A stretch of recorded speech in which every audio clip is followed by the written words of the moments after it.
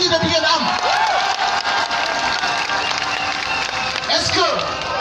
est-ce que ñun dañuy seetaan suñu président Ousmane Sonko mu gën ñoo gore wala mu gën ñoo bëgg Sénégal est-ce que dañuy seetaan suñu président Ousmane Sonko médias yi yenn journalistes yi yenn politiciens corrompus yi nga xam ne décennie depuis 1960 ñu fi sàcc Sénégal di comploter Sénégal di ñëw Sénégal ñoom ak tubaab bi ñoom ak seen i complices ñooñu ñoo bëgg a taxaw tey nañu bu leen xool kii bu leen déglu kii baaxul kii dëmm la dama ni ñoom lay dëmm yu bon yi.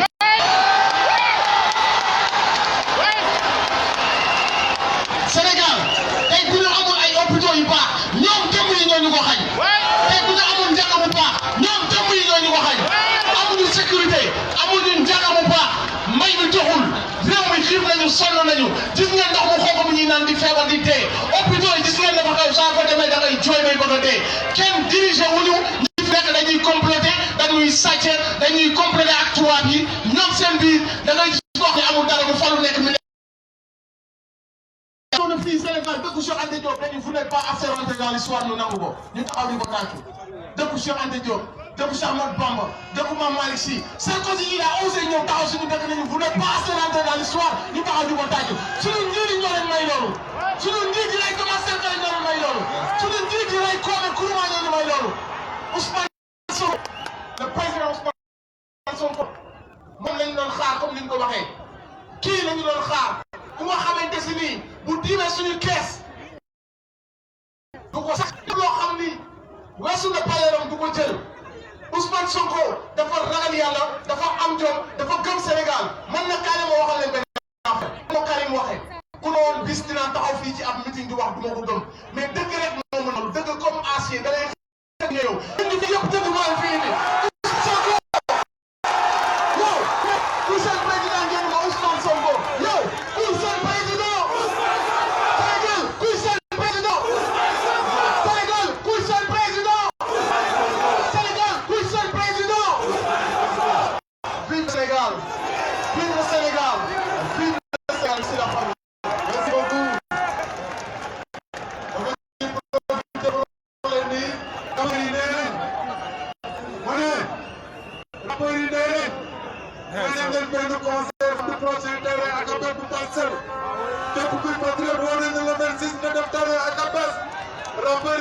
concert gratuit pour la coalition Sonko président. Bon, nous allons donner maintenant la parole à l'avant-délibérateur, oui, Birame Souleye Diop. Birame Souleye est l'administrateur du parti Pastef.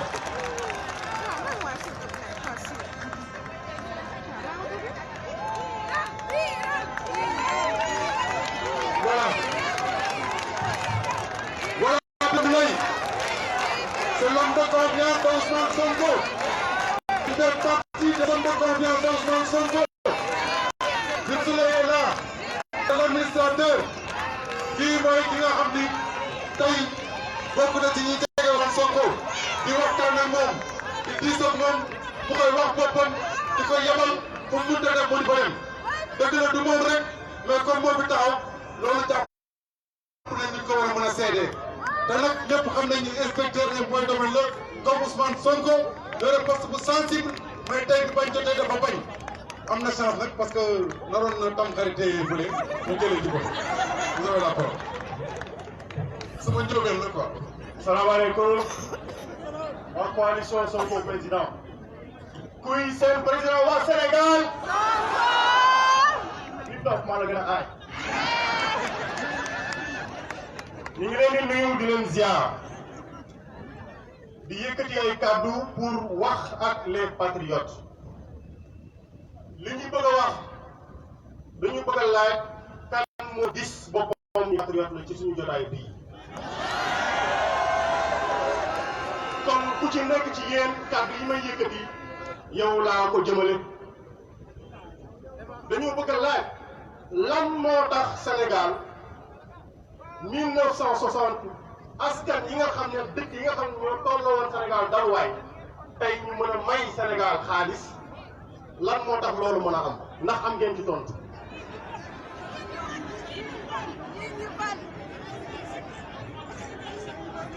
waaye yéen réponse yi bari na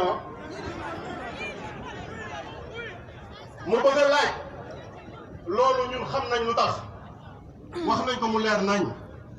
mais dama bëgg a laaj beneen laaj ndax ñun dañuy continuer di nangu Sénégal doon réew moomu nga xam ni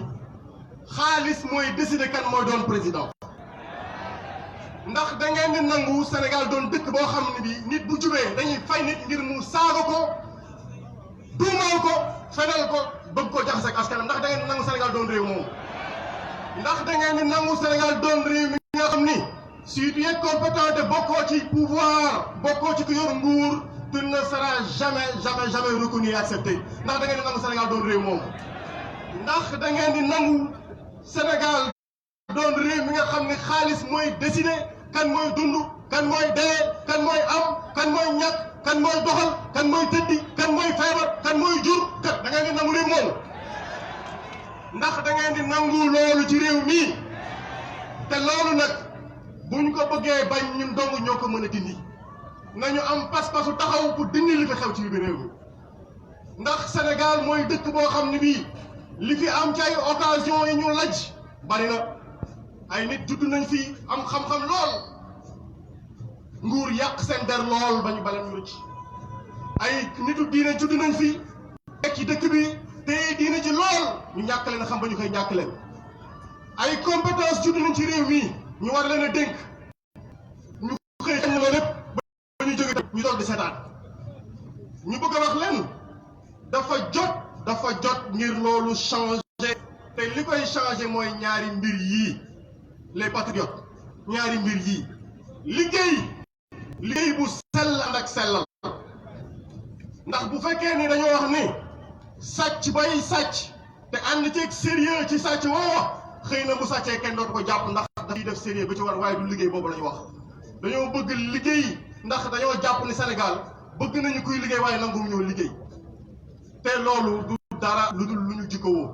beneen bi ci topp mooy éthique ci lan fuñ ko mënti seet ndax ci suñu diine lañ koy jële ndax ci suñu aada lañ koy jële ndax ci suñu moral lañ koy jële ndax liñ ñu yare ndax ci lañ koy jële mais ñaar yii daal liggéey ak éthique moom lañ soxla te ñu bëgg muy li nga xam ni tey moom la ñuy ngànnaayoo ngir jàkkaarloog lan Sénégalais yi jox leen l'offre politique bi ñu indi offre politique bi wax ni yéen a wax ni ay patriote ngeen ñu gëm ni biir Sénégal gannaaw ñi fi teew ñëpp Sénégalais bu ci nekk sa biir xol xalu ndeef ma nga fay toog nelaw xalu ndeef ci lan xalu ndeef ci bëgg sa réew xalu ndeef ci lan xalu ndeef ci bëgg lu baax pour sa réew suñu jotaay bi nag li ko waral mooy dañ koo bëgg a ëff mu doon safara dañ koo bëgg a upp mu doon safara biy soppi askan wi bii indi dëgg jubal te ñuy wax ni ñi nga xam ne dañoo jóg nas pour yàq insha rabbul izzati yàlla dina nasaxal seen i pexe ndax dëgg du fen lii nag ñuy wax nii c'est un appel te ki ñu bëgg a dénk suñu appel bii du kenn ku dul le président Ousmane Sonko patriote du Sénégal fu ngeen mën ci doon ndax yéen a ngi ci Khalifa Sall ndax yéen a ngi ci Karim Wade ndax yéen a ngi ci Guirassy ndax yéen a ngi ci juge Dème ndax yéen a ngi ci capitaine Dièye ndax yéen a ngi ci Yacine Fall fu ngeen mën ci doon fu ngeen mën ci nekk jóg leen ndax waa ji dafa wax ni moom mooy gagné te incha allahu dinañ xeex ak moom ci mbedd mi ak ci urne yi ñoom dañoo gëm ni suñu jeunesse dañoo ragal dañoo gëm ni ñu ay muqat lañu dañoo gëm ni bu ñu taalee lacrymogène ñu daw wallahi dinañ xeex ak ñoom. merci. gars yi kii ëppoon naa bañ a jox de voilà foog naa ni nag mu des mbaa xam ngeen ki des mais nit ñi dañ ne il faut que ñu xamal président que ni daanaka ñi mu invité ci opposition bi yëpp ñu ngi fi ku lim juum nag mais ñoom ñëpp ku ci ñëw li envoyé nga wax nañu tur yëpp dëgg la buñ ko bëggee liir day yàgg mais yéen ñëpp jot nañ seen tur te bu soobee yàlla dinañ ko wax président. am na ñoo xam ni tamit dañ fi ñëw jóge ci ay parti ñëw di rallier bëggoon def ay déclaration mais président daf leen di wutal audience spéciale waxtaan ak ñoom ñu soog a mën a dugg ci liggéey bi sëmb ko. bi ci des ñu ngi wax président que ni ko département yëpp ngi li ko dalee Saint-Louis Kaolack Mbour Pikine Guédiawaye Tëngéej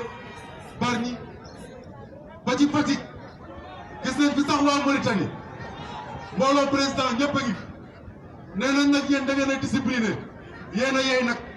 parce que nit boo bokk ak moom projet bi ngay ñëw kenn joxu la passe car rapide bi ngay ñëw kenn joxu la tiset li la tax a ñëw da nga naan teg déglu ko xam loo yóbbu boo demee mën a convaincre mag ñi ba ñu topp projet bi comme demee ne noonu nag vraiment pour terminer et pour boucler président dafay remercier waat nit ñi ci ñaari mbir muy ci wàllu parrainage bi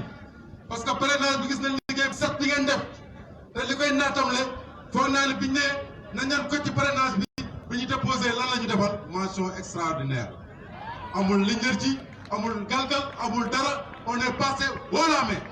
te loolu yéen a ko liggéey yéen a ko wane dugg ci kër yi dugg ci marché yi sol seen tiset ñëw di parrainer nit ñi kon loolu président mun leen ci bañ a remercier mais di remercier tamit bi ëpp solo et surtout waa diaspora dañu ci beral loxo muy bokk naa bi gis nañ ñëpp wane nañ ñi bokk naa tey meeting bii bokk na ci li ko financé te ko xool li xam ne ay millions dugg nañ ci te loolu yëpp ci seen poche la génnee te xam nañu du yem fii ndax ñu ngi jëm campagne te déjà lii ñëw rek xamuñu fi ñu jëm ak moom vraiment kon ñaar yooyu moom on tenait à vous le dire te gis nañ ñu koy coordonné muy des gens de valeur kenn kaa ngi fi toog muy responsable cadre yi di Bassirou Diomaye Faye ñëpp gis ngeen liggéey bi mu def par rapport ak bokk naa bi ni mu ko encadré ak ay frères am patriotes ñu mel ni ñoom Baro et tout ça donc vraiment ñu ngi sant ñëpp di tamit wax ni tamit ay mbokk président ngi fi ay yaayam a ngi fi ay bàjjanam a ngi fi ay frères am a ngi fi ay sœuram parce que nit ki amul lu mbokkam te bu ngeen gisoon ay mbokkam toog ngeen war a mën a jaaxle kon jàpp leen ni ay mbokkam a ngi fi mooy du ma mbokkam patriote laa rek ñoo bokk projet bi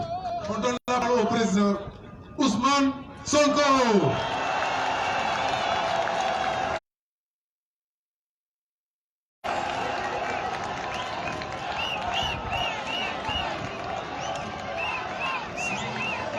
Voilà. À l'animation bi waay mu wax wala mu bañ a wax voilà.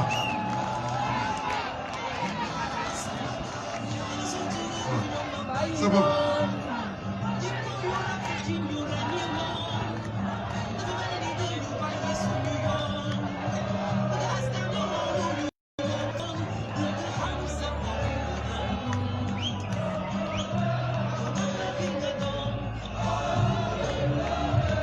Allô.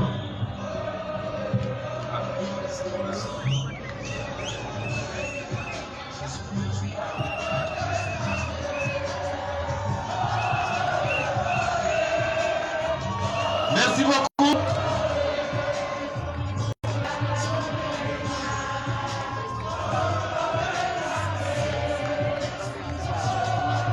Merci beaucoup. ñu ngi leen di gërëm. Merci beaucoup. ñu ngi leen di gërëm di leen sant. di am mbégte gu rëy ci mobilisation exceptionnelle bi xam naa ni awma talent oratoire nit dof waaye man sax dama ko tuddee waatoon nit ndax gisuma dara luy ndofe ci moom awma talent oratoire Abdou Karim nitu dëgg waaye dinañu jéem ci waxtu gàtt bi ñu war a passer ensemble am lenn lu ñuy partager ci li nga xam ne mooy suñu combat politique may remercier ñi fi teew ñëpp dinaa ci dellu si waaye di wax rek ni jeunesse bii ma gis fii wute naag jeunesse malsaine kuy ut jeunesse malsaine na nga ko uti ci ñi nga xam ne alalu réew mi la ñuy entretenir une jeunesse politique ndax démb barki démb dégg nañ ko moom mu traité suñu jeunesse d'une jeunesse malsaine waaye ku xam kan mooy conseiller am ki nga xam ne 88 moo traité woon la jeunesse sénégalaise de malsaine boo déggee tey moom mii mu wax loolu du la bett. Cette jeunesse est saine, elle n'a pas détourné l'argent public, elle ne s'est pas enrichie sur la sueur des Sénégalais, elle n'a pas ouvert des comptes bancaires dans des paradis fiscaux. Cette jeunesse est saine, elle est vigoureuse, elle ne demande qu'à être mise dans des conditions de travailler pour son pays. Donc on vous remercie, jeunesse sénégalaise. ku gis mag ñi fi toog tey di nga xam ne du mag ñooñu nga xam ne ñun bi ñuy xàmme ba léegi ñi nga langaamu ci nguur gi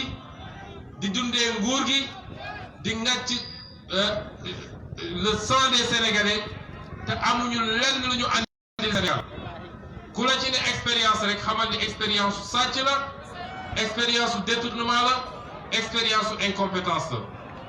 ku gis jigéen ñi toog fii di nga xam ne duñu jigéenu kaay ma financé la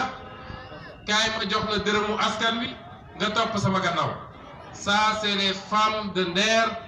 c'est les dignes héritières de Aline Sitoé Diatta, c'est les femmes fières et dignes. ñu ne nag dinañu door ci remercier ñi fi teew ñëpp mënuñoo lim parce que ñi fi teew bëri na moo xam ñi représenté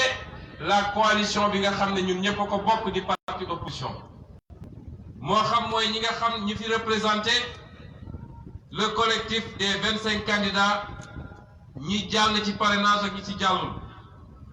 moo xam ñi nga xam ne nag suñuy soppe bopp lañu ndax ñoo bokk ñun suñu coalition moo xam ñi nga xam ne it ay mouvement citoyen autonome wala indépendant lañu ñooñu ñëpp tey daje waaye moo xam ne ñoo xam ne ay autorités religieuses lañu ñëw teew fi en tant que kilifa diine soo toogoon di lim nos alliés ñoo leen di gërëm les membres de la coalition di wax ni balaa may tàmbale dinaa wax ni ñu ngi solidariser wu ak suñu mbokk nappkat yi ndax yéen ñëpp gis ngeen jamono ji li ñuy dund métti na torop te amul benn assistance boo xam ne état du Sénégal apporté na leen ko ñoom bis bu ne nga dégg ñu dee ci géej gi ci loo xam ne dañoo daani woon seen doole bis mu ne nga dégg ñu jàpp Mauritanie wala ñu jàpp leen Gambie tey rek gis naa ci titre presse bi ñu ne am na ñeent ñoo xam ne jàpp nañ leen Gambie lan moo ko waral mooy signé nañu ay accord de presse jaay géej gi ba tey ñun ñii mënatuñu am ci suñuy richesse souveraine il faut ñu dem uti ko feneen ñuy massawu suñu nappkat yi nuñ ko mënee def ci yeneen secteur yërëb waaye comme bii dafa doon actualité te ay bakkan di ci rot ñu leen di wax ne ñu ngi ak yéen te génne lenn ci suñu programme ne bu ñu yàlla dénkee réew mi dootu na ay accord de usine di jël suñu ressource yépp di ko yóbbu suñuy nappkat amuñu accès à la ressource ñun ñii di waa réew mi mënu ñu nekk poisson noble ñoo ngi bëgg a dee ak yaboy ji mbokk yi ñu wax leen ni il y a 5 ans et 15 jours que naissait PASTEF, cette formation politique que vous êtes des millions de Sénégalais à porter, vous vous donnez corps et âme. Il y a 5 ans seulement, nous étions un minuscule groupe de parfaits anonymes qui ne pouvaient compter ni sur la notoriété, ni sur des moyens financiers pour porter notre ambition pour le Sénégal. Notre seule arme alors était notre conviction. Conviction forte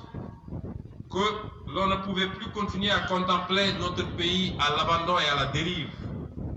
Conviction forte que nous devions porter en bandoulière notre aspiration au changement, se battre et combattre pour sa réalisation. Conviction forte surtout que dans l'âme de la majorité des Sénégalaises et des Sénégalais se trouvait une flamme qui refusait inexorablement de s'éteindre. Cette flamme, c'est la flamme du patriotisme. moo wax ni ci diir bu gàtt bu soriwul dara muy juróomi at ci gannaaw lii ñu dajale tey fii muy parti Pastef les Patriotes lañ ko doon sos ba ñu koy sos ñi daje woon ñëpp ne dañoo bëgg a taxawal parti politique amu ci kenn koo xam ne amoon nga tur ci politique wala tur simplement parce que jamono jooju ku génnoon ci mbedd mi ne Ousmane Sonko ñu ne la kuy waajooju ku génnoon ci mbedd mi ne Pastef ñu ne la xanaa ab daayira la juróomi at ci gannaaw ñi daje woon matuñu fukki nit ci ab néeg ne mënuñu toog di seetaan li xew ci réew mi naan politique baaxul naan politique dafa salte naan politique àndul ak jikko ci jamono jooju ñu bàyyi bukki yi ak wëndëngi ñu yor politique bi yor réew mi di ci def leen neex juróomi at ci gannaaw du benn dërëm boo xam ne du ay millions du ay milliards yoo xam ne teewoon nañ ko suñu loxo ba war a mën a def politique juróomi at dong tey parti politique boobu di Pastef moo dugg seen biir xol yéen ñii dugg ci xolu ay millions mu sénégalais te du fukki dërëm bu ñu jëndee nit ñi waaye taxaw jàkkaarloog yéen wax leen dëgg wax leen programme wax leen gis-gis wax leen xalaat waaye yemul ci wax rek won leen profil boo xam ne gis ngeen ci njub ak sell bu leen war a tax ngeen yaakaar ni lii mun na soppi réew mi 5 ans après, avec votre engagement, votre détermination à tous, votre combativité et votre génie, nous sommes à quelques jours, je dis bien à quelques jours, de gagner la première bataille vers la véritable alternative, le changement systémique dont rêvent nos compatriotes. dama ne ci juróomi at yooyu ak njàppalu yàlla lañu liggéey ci seen parlu ci seen engagement lu ñu war a may tey ñu xam ni la ca des ay fan la pour ñu mën a nangu suñu réew ci loxo ñii aventurier yi ko yor delloo si réew mi ci waa réew mi daal di defar suñu réew ngir suñuy doom ak suñuy sët. Pendant ces 5 ans et surtout ces derniers mois, vous avez été nombreux à nous contacter spontanément, pleins d'enthousiasme et de détermination, épris de patriotisme et imbus d'un désir profond de changement. Nombreux à rappeler, à passer par un tel ou un tel pour venir jusqu'à nous pour adhérer et militer à Pastef. Nombreux à nous dire, je n'ai jamais fait de la politique, mais je me vois dans le combat que vous portez au nom de toutes générations actuelles et futures. Nombreux à nous dire encore, j'étais engagé dans tel parti, mais j'avais démissionné parce que, mais avec Pastef, je vois un discours qui me correspond. Nombreux à mettre votre argent dans cette formidable cagnotte Bokuna qui fait vivre le parti, contribuant ainsi à démarchander la politique au Sénégal. Nombreux à sillonner les rues des villes et des campagnes, à installer des cellules dans les coins les plus reculés du Sénégal et dans la diaspora, à massifier et à structurer pour faire de Pastef ce qu'il est devenu aujourd'hui, à savoir un appareil politique structuré et puissant. Nombreux en un mot à répondre à l'appel aux patriotes que nous avions lancé en 2014 et qui a été lu il y a quelques instants avec toute la même fibre, avec toujours la même fibre, par le frère Birame Souleye Diop. Nombreux à accepter de faire avec fierté et sans limite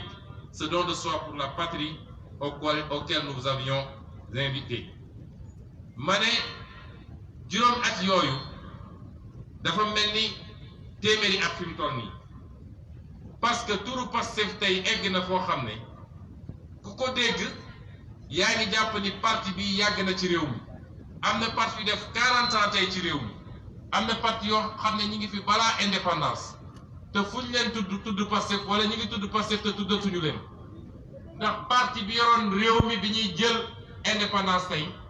nee nañu parti boobu daanaka dafa mel ni existeetul ndax ci élection bi ñu dëgmal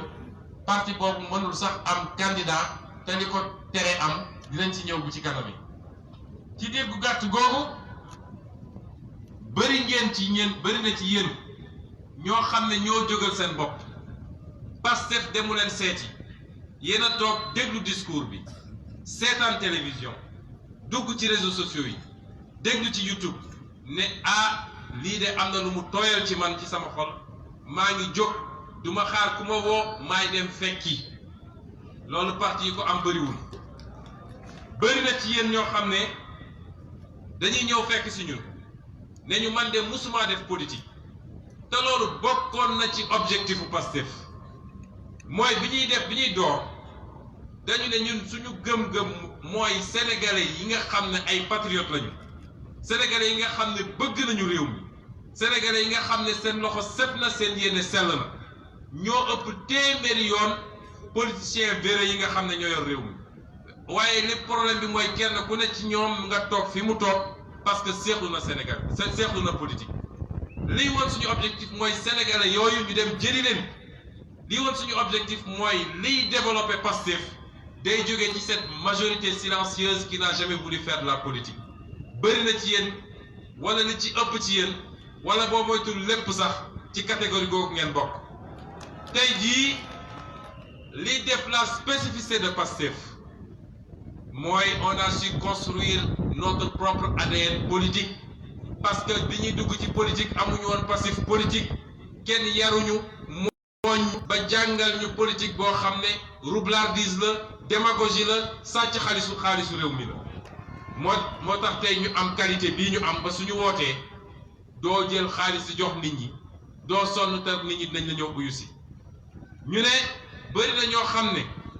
amoon nañu yéene gu sell dem dugg ci politique bokk kook beneen parti waaye biñ ci defee as tuut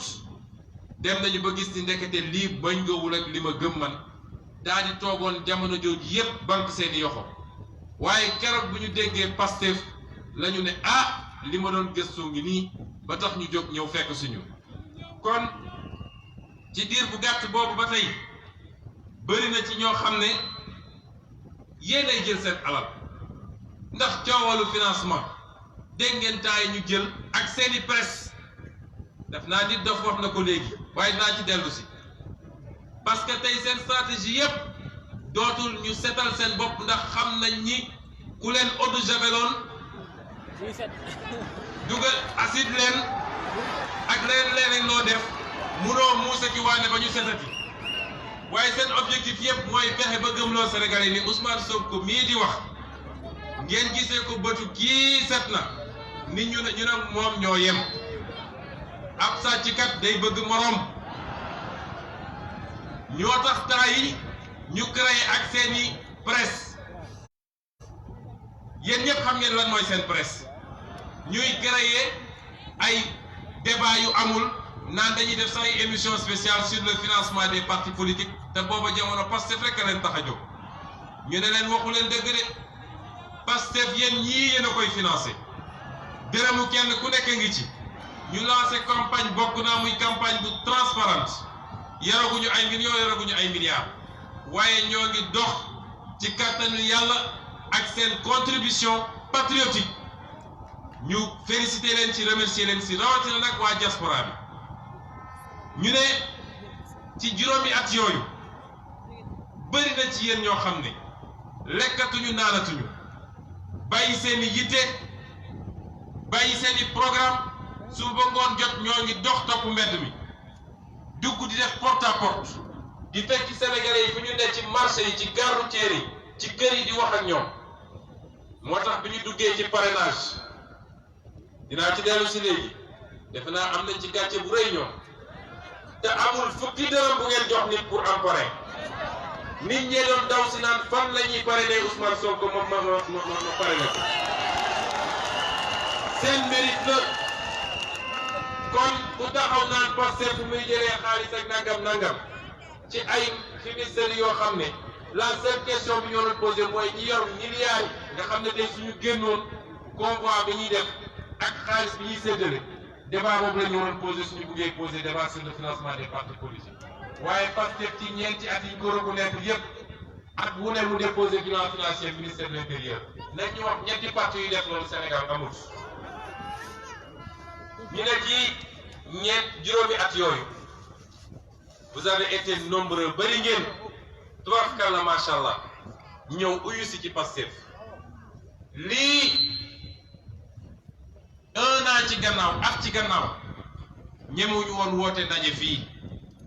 def nañu suñu campagne législative ba mu jeex defuñu benn meeting waaye ci diggante ba ñuy dugg assemblée nationale ak taxawaay bañ fa am yéen ñëpp ngeen teg ci seen bët ak xeex yi ñu xeex ngir askan wi ak tey jii ñu taxaw muy lu gën saa gudd 13 mois waxuma fii place de l'Obélisque ndax yéen ñëpp gis ngeen ni je viens d'une tournée internationale gis ngeen ni fu ñu dem du New York du Cincinnati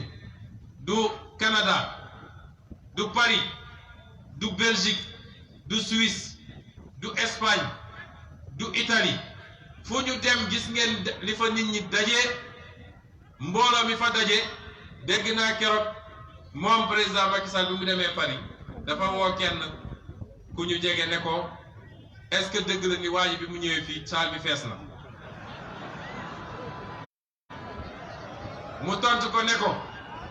salle bi ñu doon defee meeting bi monsieur le président salle bi 5000 personnes lay jël waxu la dara waaye artistes yi sax ñi fa ñeme organiser bëriwul keroog bi fi Sonko ñëwee waxuma la salle bi waaye ci biti sax nit ñaa ngi fa taxawoon ci sedd bi waaye gis ngeen nit fu ñu dem ci biir Sénégal muy Mbour muy Thiès muy Diourbel ba keroog barki démb Matam gi ñu newoon muy keroog Guédiawaye muy Parcelles Assainies gis ngeen mobilisation exceptionnelle yi am ci loo xam ne du fukki dërëm à part ñu jël pour louer tente yi ak bâche yi ak chaise yi amul kenn ci yéen koo xam ne mun na ne dañ koo jox xaalis wala dañ koo jëndal t-shirt loolu mooy Pastef loolu mooy doole Pastef jarul gëstu gu bëri jarul laajte gu bëri Pastef mooy yéen seen Pastef moo yor Pastef ñuy wax ni mes chers compatriotes, le Sénégal s'achemine vers un grand rendez-vous avec l'histoire et avec son histoire particulièrement. Le 24 février 2019, vous avez jusqu'ici fait partie de ce groupe de privilégiés qui ont eu l'insigne honneur d'écrire cette histoire qui, à peine commencée, fait déjà vaciller le régime. Depuis des semaines, j'entends dire que la peur a changé de camp. La fébrilité de l'adversaire qui a toujours fui le débat auquel nous le défions le démontre bien. Et les multiples subterfuges pour se dérober face à l'inévitable combat contre moi en attestent. Mais en vérité, la peur n'a pas changé de camp. Elle a juste considérablement grandi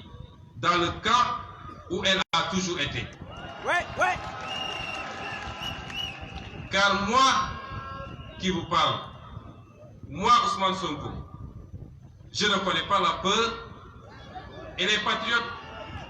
avec qui je partage ce combat ou qui le soutiennent ne la subissent jamais. Nous sommes focus sur une chose et une seule. Gagner le 24 février, au soir du 24 février 2019. Dama ne dama ne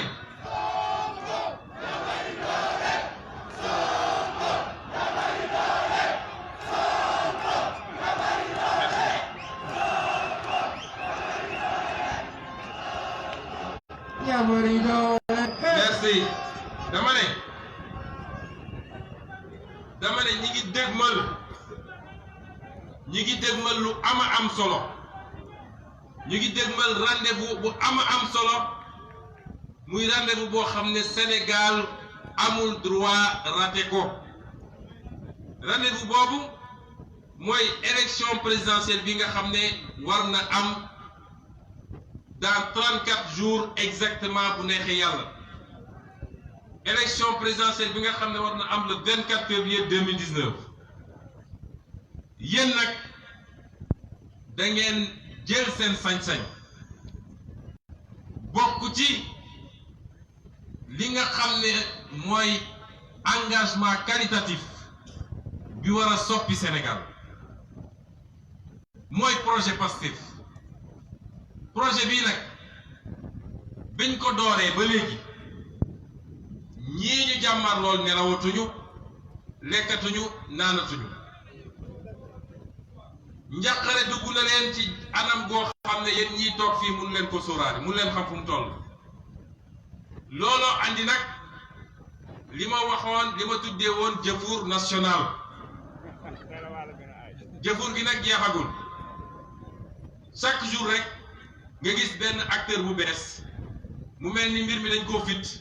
mu tëb rek di fi taxu cuuraay gi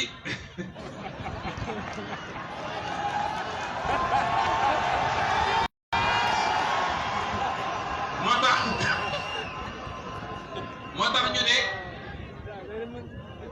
Sénégal yu bëri yu am seetu dañu ne tiitaange gi dafa wëlbati bu féete foofu ñoom ci ñoom léegi waaye dañ ne tiitaange yu ci ñoom la mës a nekk xanaa kay dafa yokk ci an goo xam ne mënatuñu am sago guñ ko nëbbee moo tax taa yi pour rassurer seen bopp dañuy def yoo xam ne saa ñu ko defee rek mu doon jombe gis ngeen leen démb ñuy inauguré lu toll ni ab juma lu toll ni juma ñu ne la lii néegu yàlla la du fu ñuy caaxaanee waaye koo xam ne oo fañ-fañ la xam boo ko jiitaloon sax ne ko yaay imam mu fañ-fañ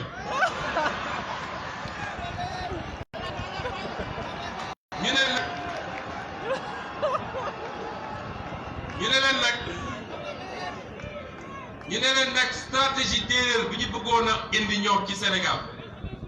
ndax li ñu def ci njëlbéen ga moom bi mu toogee ba léegi nu muy def ba terroriser Sénégalais yi ba kenn dootul ñeme wax bëri na Sénégalais yoo xam ne boo waxee ñu ne la wuu waa ji day tëjaate waa ji day dàqaate waa ji day dóoraate ñu xamal ko ni ñun Pastef ma xamal ko ni man Ousmane Sonko xamul lu ragal man duma koo xam ne su ma jàmmarloog nguur damay wër dem seen si yëpp ne leen wax leen waa ji daf may tëj su ngeen waxul mu tëj ñun xamuñu ragal ba tax fi mu ne nii lenn rek ci lenn rek lañu orienté wu ñun ñëpp mooy objectif bii ñu jëm mooy keroog ca ngoon 24 février bu soobee kii bind gis naa benn image bu ñuy def di ko circulariser jëlee ko ci ab combat de lutte bu amoon ma ne gars yi waneegu leen image bi parce que ñun li ñu bëgg mooy yëkkati ko ba tooj ko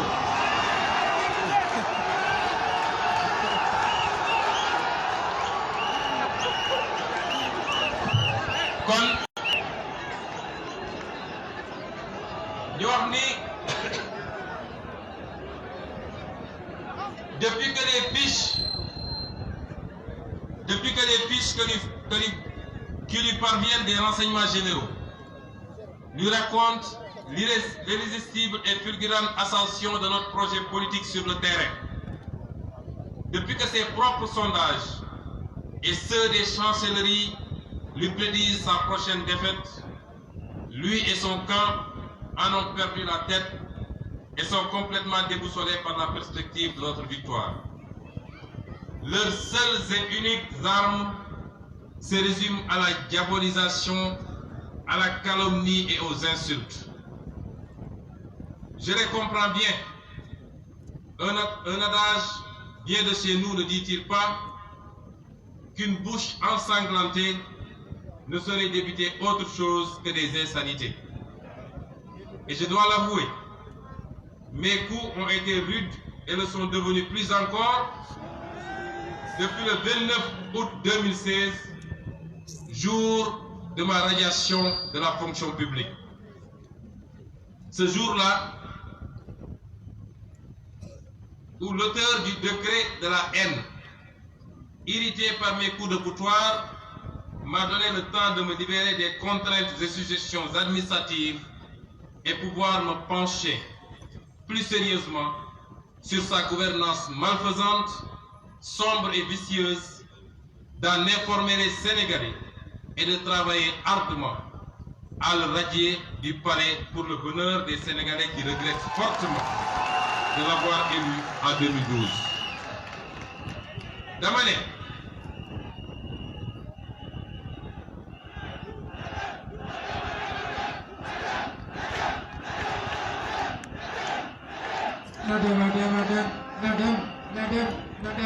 dama ne bi ñu doxee ba fi mu toll nii service de renseignement yi mu yor moom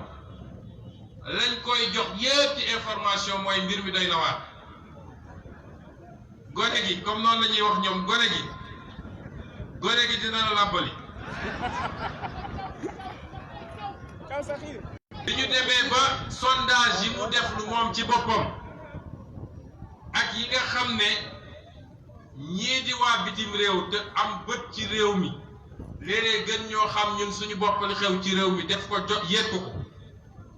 ñooñu ñëpp daje ne ko mbir mi doy na waar boobu ba léegi nelawatuñu lekkatuñu naanatuñu mu dese leen lenn nag mooy nu ñuy def ba tuumaal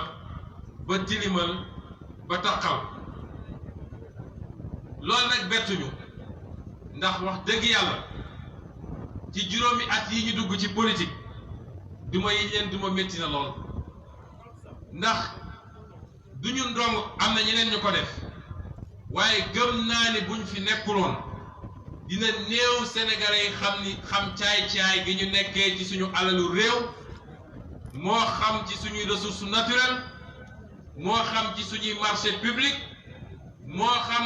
ci suñu lempo yi liñ koy toŋañee di ko lekk ak yeneen ak yeneen ak yeneen duma yooyu nag ñu leen di duma ci juróomi at yi moo métti goo xam ne ñu xool fu ñuy jaar pour fayu gisuñu porof ndoll ñu ne léegi desul lu dul tuumaal xaste ak saaga waaye nag loolu la olof naan gémmiñ guy nàcc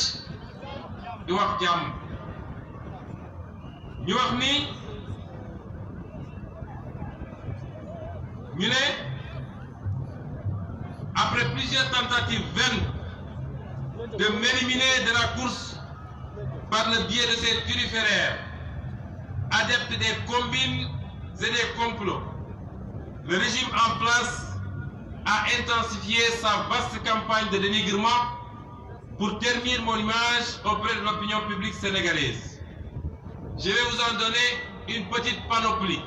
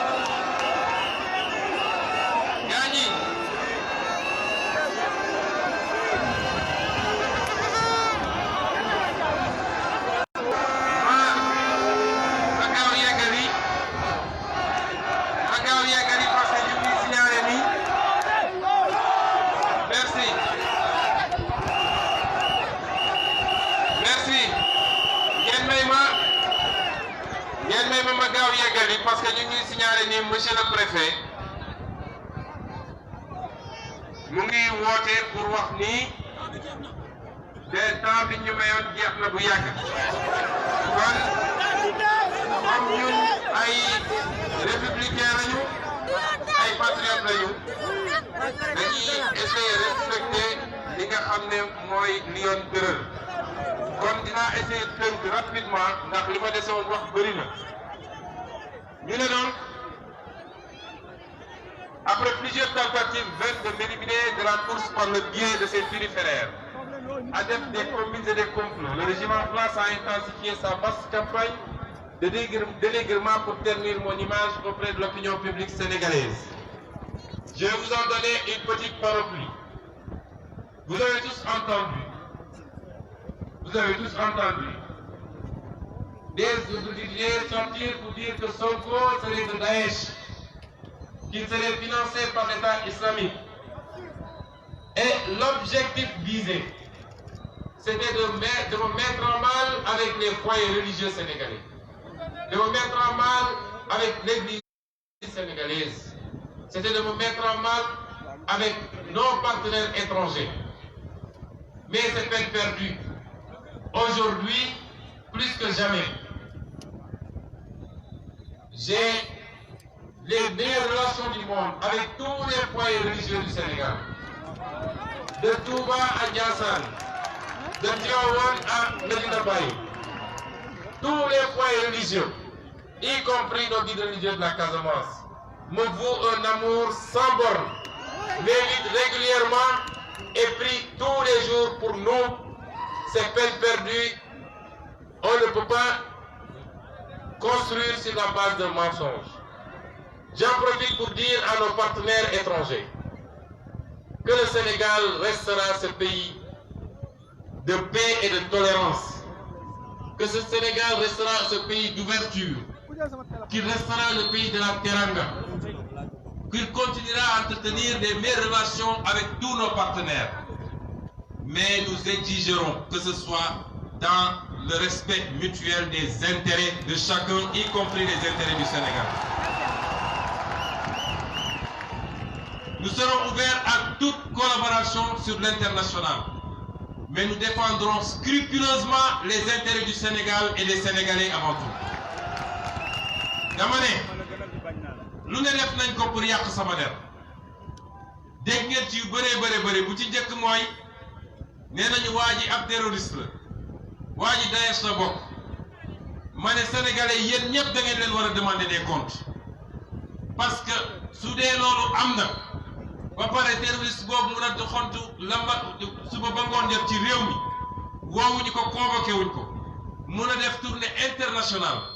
ñu jox ko visa Amérique jox ko visa Canada jox ko visa fu ne muy dem di rencontrer des autorités administratives de ces pays xam nga ni loolu kat ci weesu ko ngeen baal ma ci kàddu bi lu ne wax nañ ko dem ba ne soo demee këram waa këram doo gis sax seen kanam. J'ai le plaisir aujourd'hui xam naa ni benn lay doon dina jafe ngeen gisaat ko parce que bokk naa ci ñi gëm ñu dañoo war a séparer l'activité publique avec l'activité privée, que la famille doit être en dehors des questions politiques et politiciennes. Ouais, j'ai l'honneur aujourd'hui d'inviter Madame Sonko à venir me rejoindre ici, sur le podium, pour que tout le monde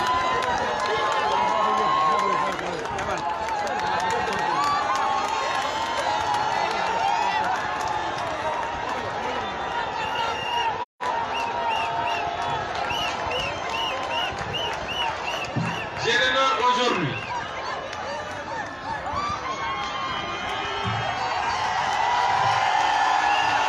d'inviter Mme Sonko, celle qu'on vous présentait comme étant toujours habillée en tout noir et dont on ne verrait que les yeux, à venir me rejoindre ici sur le podium pour vous dire que le mensonge ne peut pas construire un pays.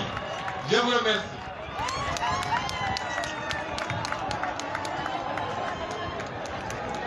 Je disais donc,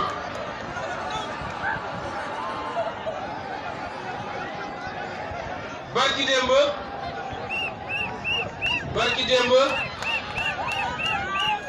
pour wax leen rek ni ñu mënee sos ak sosalaate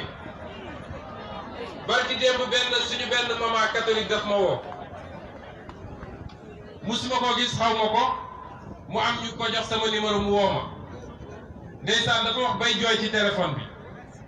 ne ma sama doom dama laa bëgg ci sama xol xam li ngay xeex ak li nga bëggal réew mi waaye li ma gën a métti mooy dañuy ñëw ci église yi di wax naan waa ji nii la mel waa ji bu ngeen ko joxee réew mi charia lay andi waa ji bu ngeen ko joxee réew mi lii ak lii loolu moo leen dese wër di sos suba ba ngoon jot dégg ngeen vous avez tous entendu dans cette campagne de diabolisation que Sonko serait un membre éminent du MFDC. Vous avez entendu dans cette campagne de diabolisation que Sonko serait financé par Yaya Jammeh. Vous avez entendu dans cette campagne de diabolisation que Sonko serait financé par le syndicat des impôts, pauvres syndicalistes. Vous avez entendu dans cette campagne de diabolisation que Sonko serait financé par une multinationale canadienne du nom de Tullow Oil. waaye li neex ci ñoom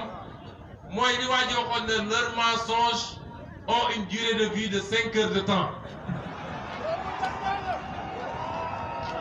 bu ñu xëyee fenk benn affaire 8 heures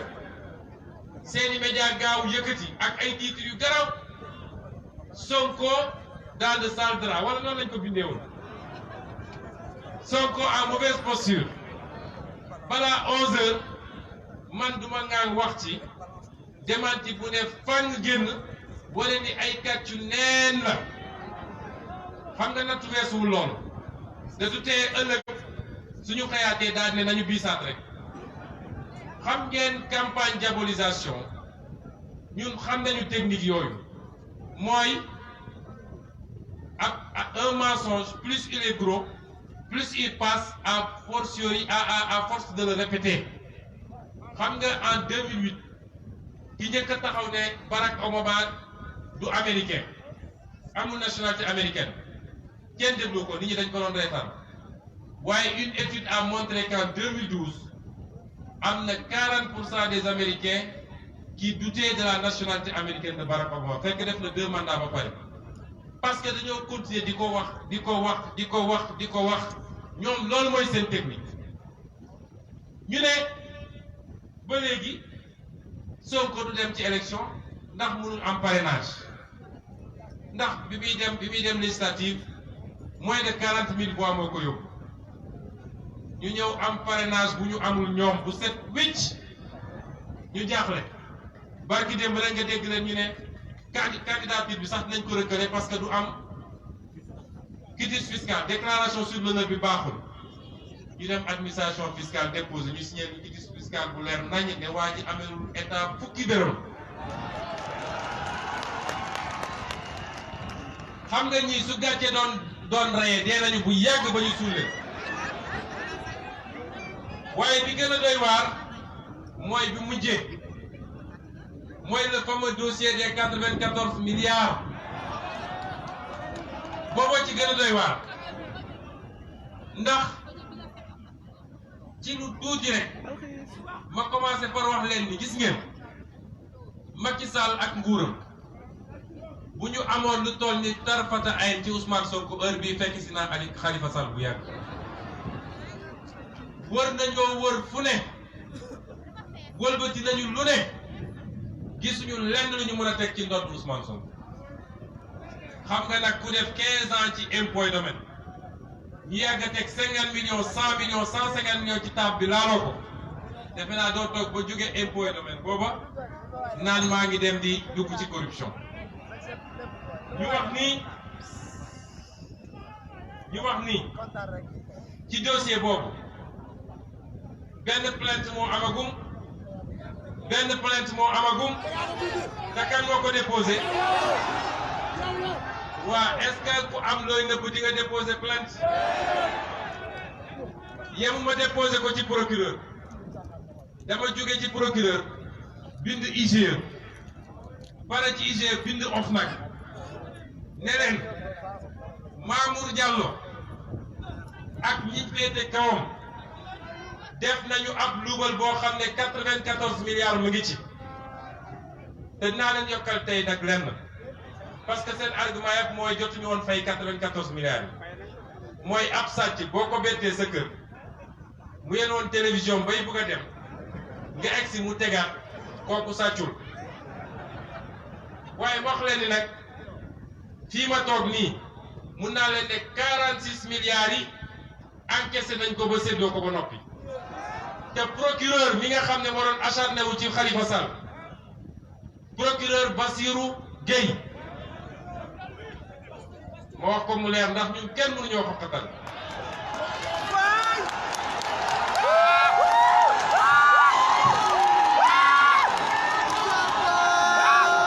procureur Bassirou Gueye su ma tee liñ koy doyee su ma tee li tax ñu koy fay ndax moom jàpp na ni procureur Macky Sall la te procureur de la République la Macky Sall n'est pas la République su ma tee liñ koy doyee man maa ko bind teg ci table depuis mois de mai ba tey ñu ngi mois de janvier dama ne su ma tee liñ koy doyee na ubbi dossier bi dinaa ko wax ban banque la ñu defee li ñuy def ban banque moo fay 46 milliards yi dinaa ko jox numéro compte bancaire yi dinaa ko jox livre yi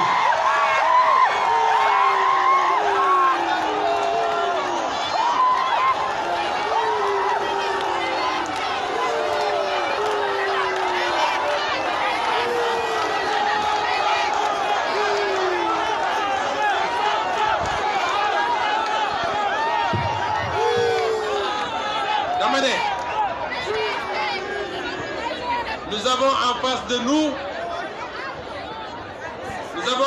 de nous des voleurs qui s'empressent de crier aux voleurs. li ñu yaakaaroon yépp nag ba tënk ko ci enregistrement dem fay 59 millions pour jot ci enregistrement bi enregistrement bi ñëwee yéen ñëpp dégg ngeen enregistrement bi seetal ñu ba ñu set wicc mënuñoo seetal sax ndax dañoo setoon ba noppi waaye xam naa ki génne enregistrement bi mere nañ ko mere boo xam ne bi ñu gisee ni enregistrement bi nekk te ci ñun la baax le lendemain ñu dem def ay coupure nag jël ay bout de France ne dañuy génne waaye xam nga yàlla du nit un crime n'est jamais parfait moo tax damay lancer un appel à la société civile sénégalaise si elle existe encore. Je lance un appel à tous les citoyens ñu ne leen sàcc bu leer nañ ngi nii ñu bëgg ko foo bàyyi naan est-ce que Sonko wax naa ak famille bi wax naa ak diw famille bi bu ñëwee gis ma gannaaw bi ma déposé 6 mois après que j'ai déposé mes plaintes xaw ma famille gis ma plainte famille ñu ñëw fekk ma fi ma toog ne ma yow yaa tax sàcc bi taxaw dañoo bëgg nga jàppale ñu défendre ñu am naa sañ-sañ ba amul benn loi de la amul constitution amul loi moo violé dans ce pays. Si vous voulez prendre vos valeurs, je demande au procureur et je demande à la société civile sénégalaise de prendre ce dossier. Sous procureur bëggul jël dossier bi ne ñu constituer un jury populaire. Docteur Cheikh Tidiane Gueye, vous êtes interpellé. Parce que nag 94 milliards du 1 franc. 94 milliards li mu mën a créer ci emploi li mu mën a régler ci ay hôpitaux li mu mën a construire ci ay salle de classe mais loolu kenn dafa xam ne mu toll juróomi nit bëgg koo ne tooñ tëdd ci te nag si ce dossier est encore bloqué j'interpelle directement Macky Sall parce que moom moo leen gémb moo leen couvrir parce que pour banque mën a verser il faut que ñu def li ñuy wax lettre de confort te lettre de confort boobu ministre du budget wala ministre des finances moo koy signé. Il y a des complicités au plus haut sommet de l'État pour voler et gruger le trésor public de 94 milliards man maa ko wax kon kon gars yi mu wax leen ni seeni complot yépp na sax na menaces yi ngeen di dégg sur la vie de Ousmane Sonko man mii des bonnes volontés woo nañ ma ay weer ci gannaaw ne ma bërëb sàngam bu fa dem ndax waajal nañ la ba pare kon lu am na lan moo ci des léegi te di ngeen ko gis ndax officine yi complété nekk au cœur du palais bés bu ne ña ngay liggéey ba xaaju guddi waaye li ñu def suba ngoon jot yàlla def na maa ngi ciy jot la ci des mooy nu ñuy sosee ay mbir nu ñuy monter ay affaires pour attaquer Sonko sur le plan de sa vie privée loolu rek moo ci des waaye nag li ngeen wax bu soobee yàlla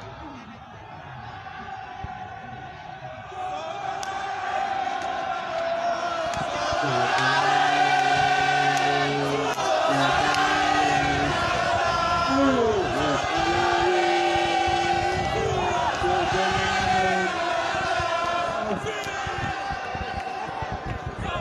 vous dirai donc que le diagnostic classique que nous avons effectué de la gestion du pays rend compte d'un Sénégal appauvri par un système de prédation basé sur une gestion scandaleuse et nébuleuse des ressources naturelles et les détournements de deniers publics. Je suis d'ailleurs triste de vous apprendre, je puis vous garantir que les Sénégalais et les Sénégalaises découvriront tous les scandales qui plombent ce pays quand je serai élu président de la République en 2019. Évidemment, nous appliquerons la justice et non pas la vengeance comme ils l'ont fait. Évidemment, ils rembourseront ce qu'ils ont pris au peuple qui voit ses fils renvoyer des écoles de formation et des hôpitaux devenus des mouroirs s'ils ne périssent pas simplement dans les océans et le désert. Je puis vous garantir une gestion orthodoxe qui ne mette que les intérêts supérieurs du Sénégal en avant et au-dessus de tout. Les deniers publics doivent être dépensés dans l'intérêt général et non au profit d'une oligarchie qui se nourrit de la pauvreté et de la misère de la masse populaire. La victoire de la coalition Sonko président, est plus que possible et nous devons saisir crânement cette chance inouïe. Cette chance inouïe de gagner. Vous connaissez déjà le chemin avec l'épreuve du parrainage pour laquelle je vous renouvelle mes vives félicitations. Je suis convaincu que si nous redoublons d'ardeur sur le terrain, si nous démultiplions les contacts avec les populations par le porte-à-porte à travers tout le Sénégal, si nous sommes vigilants pour sécuriser notre vote le jour J, nous allons gagner haut la main, Inch'Allah. Mes chers compatriotes, ma conviction demeure que le génie sénégalais, mis dans des conditions d'éclosion, peut éblouir le monde. Nous avons cette chance de pouvoir compter sur les prières et les enseignements de nos guides religieux. Le Sénégal ne se développera qu'en mettant en synergie toutes les compétences au service d'une ambition de grandeur pour notre peuple, adossée à une vision claire portée par un leadership patriotique et décomplexé surtout. J'ai en effet la conviction ferme que le Sénégal n'a pas besoin de messie, ni de héros, mais d'une masse critique de citoyens conscients des enjeux de l'heure et qui ont le courage d'agir. J'entends donc puiser dans les immenses ressources humaines de notre pays qui regorgent de compétences dans tous les domaines, de leur redonner confiance et de mettre à leur disposition les moyens nécessaires pour atteindre les objectifs clairement définis dans notre programme inclusif et audacieux. Il sera rendu public prochainement. Et dans le sillage de la vision, il ne dérogera pas à nos convictions, profondes, à savoir, entre autres, la protection des enfants et des personnes vulnérables, les personnes âgées ou vivant avec un handicap et les femmes. Par exemple, nous allongerons le congé maternité à 6 mois pour les femmes et nous construirons les crèches modernes à proximité des lieux de travail. Il n'est point besoin d'enfanter pour comprendre l'angoisse d'une mère qui a laissé le bébé de 3 mois entre des mains inexpertes de 6h à 18h. L'émergence nécessaire d'un secteur privé national fort. Nous devons donner des modèles à nos jeunes. C'est bien donné comme modèle Bill Gates ou George Soros ou n'importe quel autre entrepreneur. Il est temps que nous donnions à nos jeunes également des exemples comme Djouga Kébé, que nous donnions des exemples comme Nobat Fall, que nous donnons des exemples comme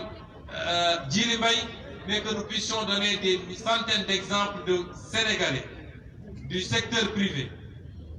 formels comme informels, qui font un travail extraordinaire pour ce pays.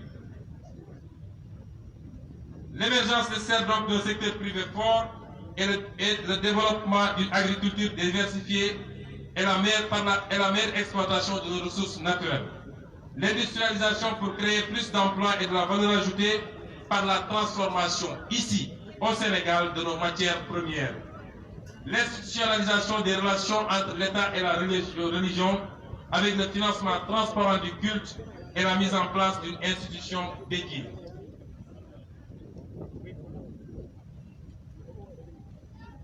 La place plus importante qui sera réservée à l'enseignement religieux. Comment pouvons-nous, au XXIe siècle, continuer à enseigner Victor Hugo? Et c'est bien de l'enseigner, en oubliant ce fabuleux poème de Cheikh Amadou Bamba, Kunkatiman, qu'on n'enseigne pas à nos enfants. Comment pouvons-nous continuer à enseigner et à nous émerveiller devant les révolutions démocratiques étrangères en oubliant la révolution Torodo de Thierno Souleymane Baal ou la charte du Mandé? L'urgente prise en charge des menaces environnementales qui guettent le Sénégal, une capacité accrue à financer nos politiques par une action fiscale juste et une réappropriation de notre souveraineté sur la gestion de nos ressources naturelles et de notre monnaie nationale. Mais par-dessus tout, notre programme va concourir à instaurer plus de paix et de sérénité dans les cœurs des Sénégalais. Depuis 2012, les Sénégalais sont enveloppés dans une voûte de haine que charrie un homme qui les entraîne dans un cercle vicieux de règlement de comptes politiques qui auront porté un sérieux coup à notre justice et renforcé le sentiment d'impunité de ses souteneurs. Nous devrons travailler dans le cadre d'un consensus national fort à penser les plaies ouvertes par une justice à deux vitesses et à réparer beaucoup d'injustices que le régime finissant a commis en emprisonnant au mépris des règles élémentaires de procédure et en exigeant dans la clandestinité des fils du pays. La préservation de la paix sociale est un combat perpétuel que nous devons gagner. Les cas de Karim Wade et de Khalifa Sall, injustement écartés de la course à la présidentielle. Le cas de Khalifa Sall, victime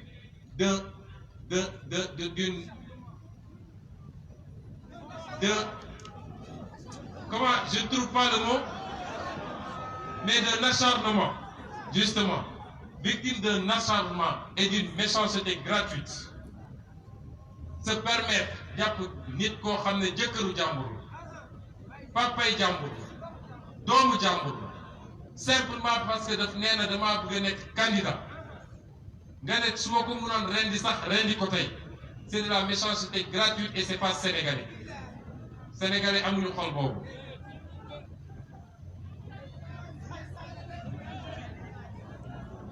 Tous ces dossiers prouvent d'une justice instrumentalisée. Bien qu'il y ait des dizaines et des dizaines de magistrats vertueux, honnêtes, intègres, qui travaillent durement, mais qui sont écartés, malheureusement, des responsabilités.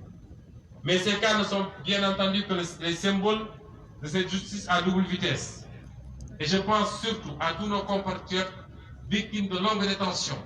et qui, même blanchis par la justice, n'ont d'autre recours face au désespoir que de s'immoler aux portes du palais après avoir vainement réclamé réparation. Restaurer le blason de la justice est un combat à gagner et avec vous, nous allons le gagner. À mes frères et amis de l'opposition, ceux qui ont eu la pensée de passer le cap du parrainage,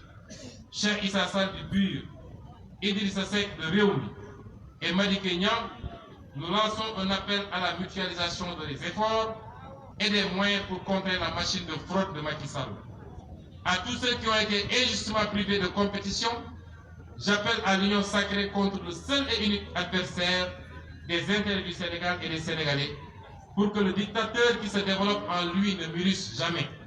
Ce combat n'est pas seulement à mener, il est surtout à gagner, et nous allons le gagner tous ensemble. Je vous remercie.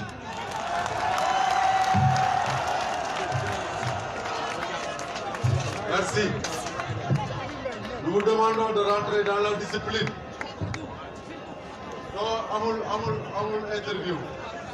Nous sommes au regret de vous dire qu'il n'y a pas d'interview, s'il vous plaît. Il n'y a pas d'interview. Jibi, no xam nañ amul interview may ma discours bi rek. Jibi. Tonton Jibi. Tonton Jibi.